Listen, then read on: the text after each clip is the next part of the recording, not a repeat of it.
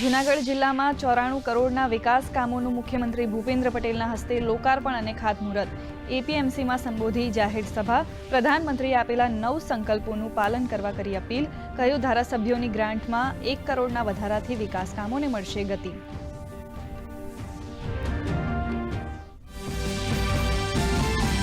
પ્રધાનમંત્રી નરેન્દ્ર મોદીએ વારાણસીમાં 3880 કરોડની 44 વિકાસ પરિયોજનાઓનું કર્યું લોકાર્પણ અને ખાતમુહૂર્ત. કહ્યું, પહેલા સારવાર માટે વેચવી પડતી હતી જમીન, આજે આયુષ્માન યોજના બની વરદાન. કાશીના દરેક નિવાસીને મળ્યો યોજનાનો લાભ.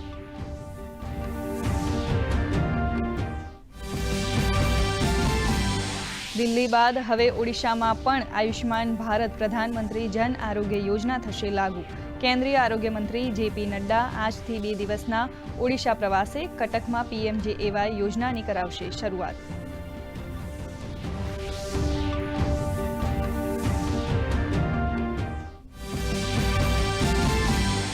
મુંબઈ હુમલાનો માસ્ટરમાઇન્ડ આતંકી તહવ્વુર રાણા 18 દિવસના રિમાન્ડ પર. મોડી રાત સુધી પટિયાલા હાઉસ કોર્ટમાં ચાલી સુનાવણી. મુંબઈ હુમલાના ખુલશે વધુ કેટલાક રહસ્ય, જ્યારે પીડિતોને મળશે ન્યાય.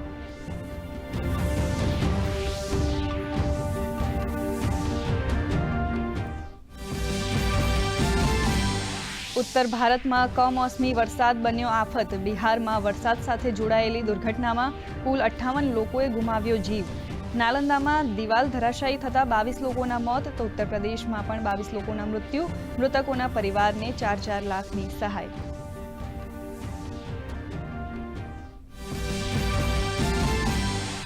ગુજરાતમાં આજથી ગરમીમાં મળશે આંશિક રાહત. તાપમાનમાં 2 થી 3 ડિગ્રીનો ઘટાડો થવાની હવામાન વિભાગની આગાહી. ગઈકાલે અમદાવાદ, ગાંધીનગર, સુરેન્દ્રનગર અને રાજકોટમાં નોંધાયું 43 ડિગ્રી તાપમાન.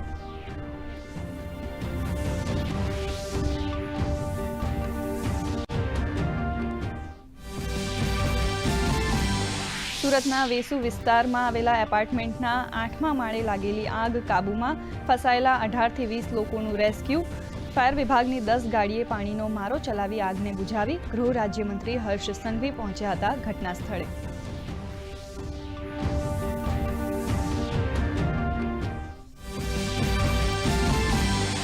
અમદાવાદ મહાનગરપાલિકા 25 લાખથી વધુ રહેણાંક અને કોમર્શિયલ મિલકત પર લગાવશે QR કોડ. કોડ સ્કેનથી નાગરિકો સરળતાથી કરી શકશે ફરિયાદ.